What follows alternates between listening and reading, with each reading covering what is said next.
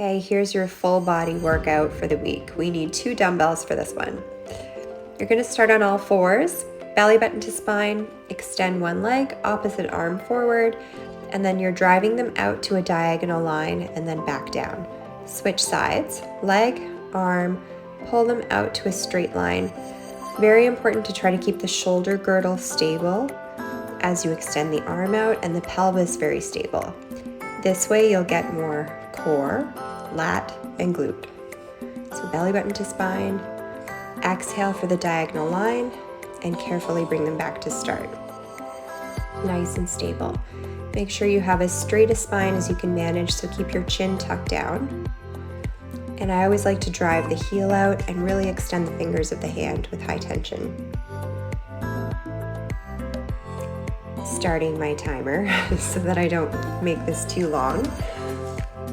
Okay, grab one dumbbell and you're going to hold it at each head horizontally in front of the chest. Inhale, squat down, extend the arms, bring them back to the chest, and you're going to press up. Make sure as you're pressing up, you're thinking about engaging your deep core, so transitioning from a lower body to an upper body move, keeping it smooth, weight in the heels, activating glutes. Remember, your glutes will always activate a little bit better when you're engaging your core well. So also the shoulders will be stabilized, the lats will be engaged if you're engaging your core well.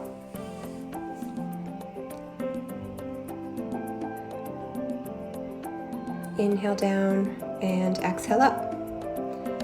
Okay, moving on. The dumbbell is in a goblet position against the sternum, and you're going to inhale and lunge out to the side. Make sure your hips move back. Exhale to push back to start. So we're doing all on one leg before switching sides. Put a little bit of weight into the outer heel. Think about using your outer glute and your oblique to press yourself back to start.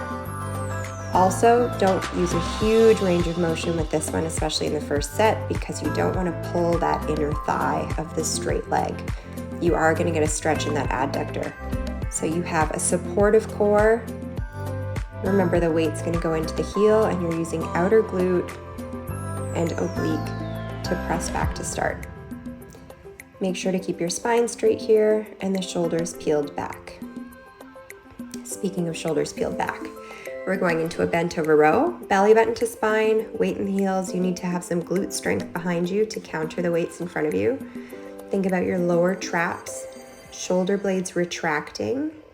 So opening the front of the shoulders with a strong core, and the elbows squeeze in at the back of the ribs. So you're getting lats, rhomboids, lower traps, trying to keep space between the shoulders and the ears and the neck long. Okay, going into a chest press. Careful getting into this one. Keep the elbows close by your sides as you get set up. Bridge the hips up, palms face forward. You're going to exhale, press up in an A shape. Inhale slowly down. Don't lock your elbows at the top and don't overreach the shoulders. When you extend your arms, that's the full extension. So you don't need to further reach with the shoulders. Make sure you have a nice broad platform behind them. Exhaling up, inhaling down. A little bit of closure between the pelvis and the rib cage in that one too.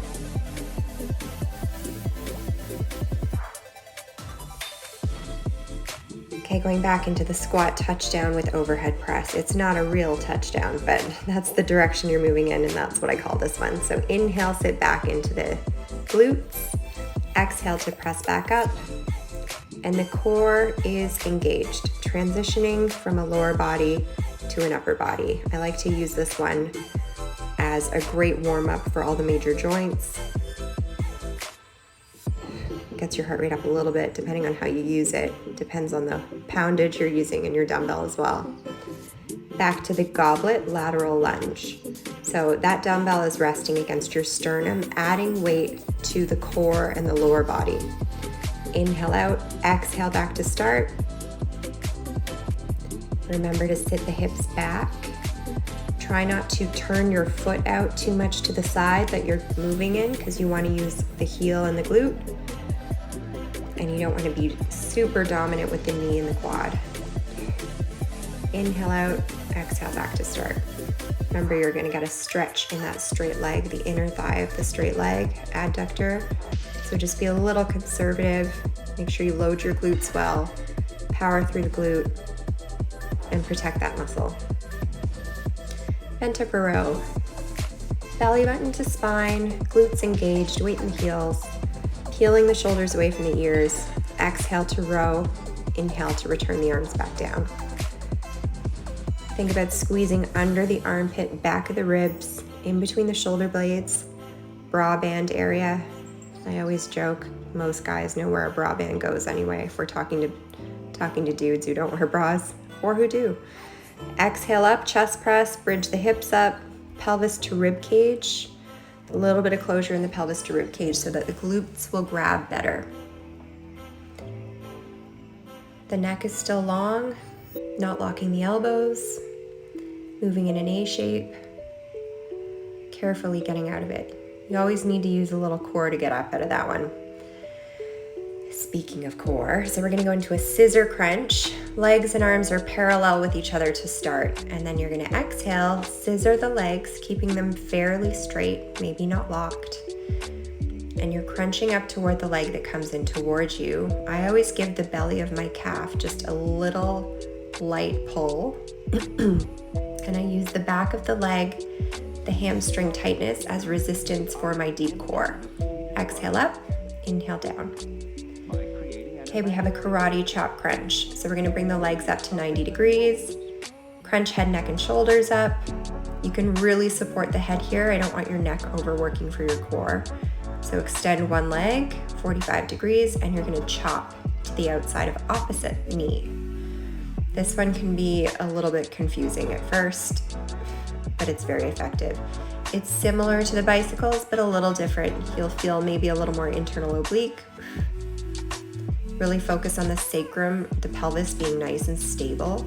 So the sacrum stays in contact with the floor. You're not rocking back and forth all over the place.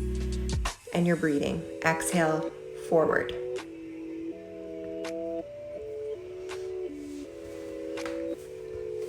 Okay, and we're gonna move back into the lateral lunge. So stepping out and alternating sides this time.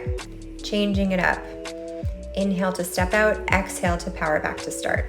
That's really where you need that glute and core working together. So that's a great place for your exhalation to be when you're pushing against gravity. Might be feeling a little bit bendier by the third set. And dumbbells resting against the sternum. Spine nice and straight.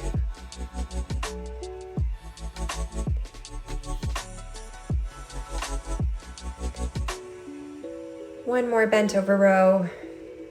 Thinking about lower traps, not upper traps. So you want the upper traps by the neck to be nice and smooth, neutral, soft.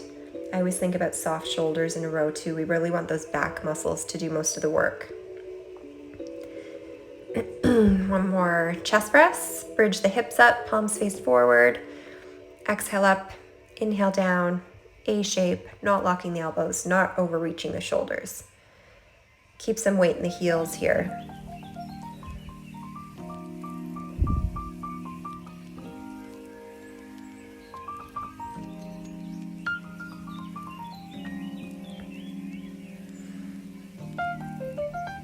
Okay, we have time for the scissor crunch, the core circuit again. So you're gonna exhale, reach up, reach the leg that's coming in towards you. Other leg goes forward just a little bit. Shorter range of motion is better with this one for the legs. Don't go crazy. Just think about shortening that gap between rib cage and hip bone. If your neck gets tired, hands behind the head. I don't want your neck overworking, so do what you need to do to make sure that the focus is still in the core.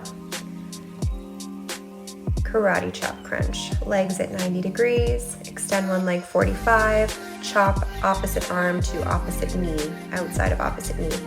I always like the palm open and the fingers nice and outstretched so you can sort of extend tension out of your core to the end of the fascial line. Sacrum is nice and stable. Exhaling forward, give yourself a little pause. Make sure you feel this in all the right places.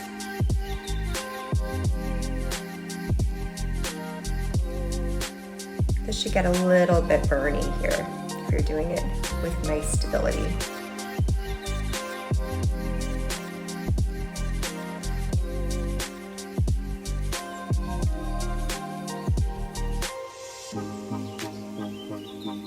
Okay, here we go.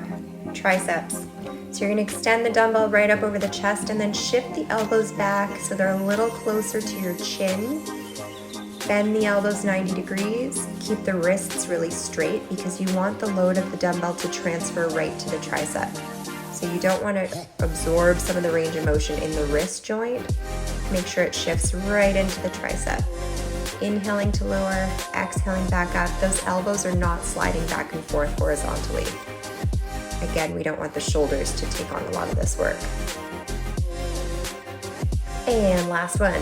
So we're gonna go back to the very beginning, the bird dog with the diagonal reach. Belly button to spine, spine as straight as you can get it. When your core is really well engaged, you'll feel a lot of glute in that leg extension.